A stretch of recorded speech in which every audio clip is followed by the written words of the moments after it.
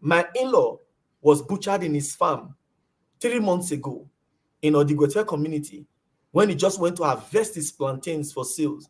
It meant people harvesting it for their cattle and they butchered him in his farm. So insecurity is a major issue. Another major issue is healthcare. The healthcare system of Edo State is something that every single person in diaspora should be praying for. An average Edo man, don't fall sick.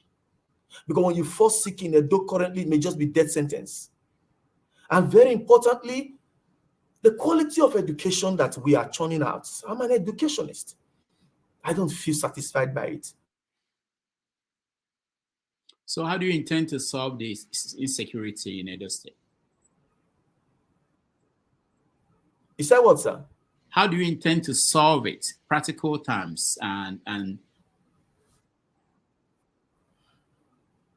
Okay, if you can hear me, on insecurity, some years ago, that was in 2015, I drew a model that can completely secure both our urban and rural environments. And in this model, I had broken it into two. I was using tech to drive security while leveraging on boots on the ground.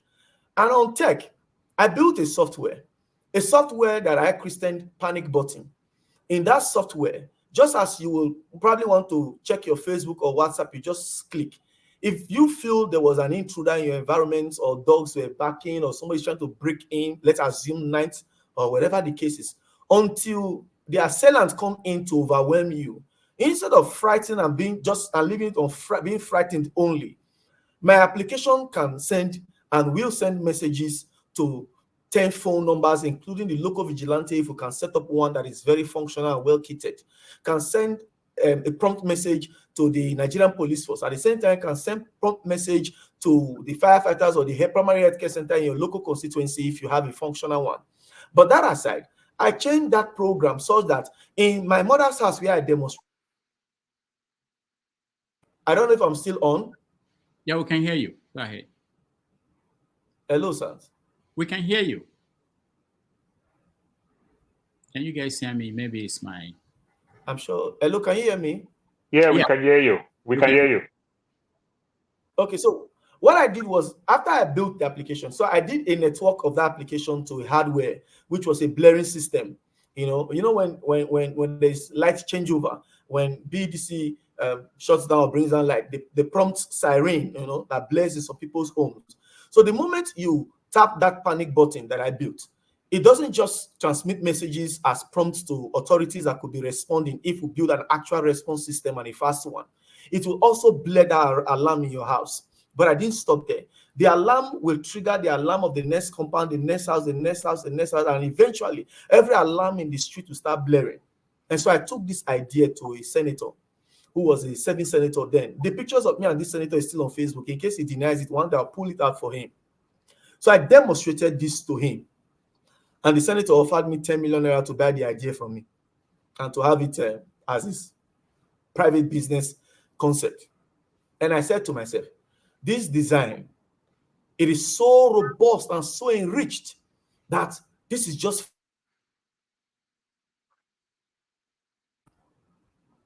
I said, this design is so robust and so enriched that this is just fragment one.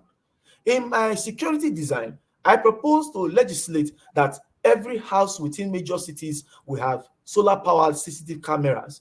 And then you can also try this semi-blower system, whistleblower system, wherein if your cameras report a crime, you have an entitlement from the security vote that one governor just flits every month for apparently no reason, because insecurity is still copiously and vastly spread across the 18 local governments just now.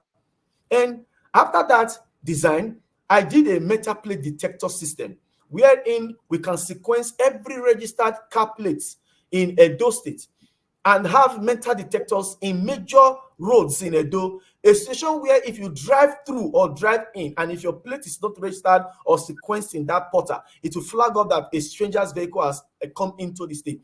I was looking at somebody being kidnapped and just taken away like somebody picking snail from the floor. So, and in that security architecture that I designed, I networked it to a drone. My proposal was that for the tall buildings in the 18 local governments, drones will land there. Now, because drones are powered by GPS, and then they can be, every location is feeded, to a system. A drone, just like the way you book an Uber, you just key the address and you get the voice prompt. A drone can locate a particular location where an assailant is operating. Why do the drone pilots who will be in unknown locations are watching, having area view, giving real-time information to the vigilantes who are on boots trying to come around, or the local police, while tailing the assailant? And I feel like if the let's say the blaring system just goes off alone, even if you were to be the one who is going to go and perpetuate that crime, you will become unrest yourself. One way or another, you may have a change of heart because there is an entire street blaring system on you just now. And when I put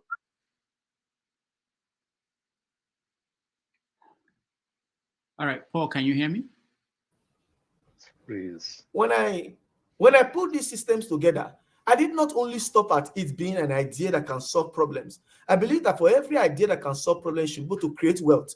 So I propose that as governor, I will legislate a security bill, a situation where every house can be levied 1,000 naira for that security program, because it's very robust. You can use it to kit up the vigilantes, and they can be more armed or more kitted with bulletproofs than even the Nigerian police. Because by my calculation, if you have that project installed in homes, let's say 2 million homes across Nigeria, and they pay 1,000 naira monthly per home, in which case even the most financially disenfranchised can at least pay. Because if you have a 10-room apartment and you spread 1,000 naira, it becomes 100 naira monthly.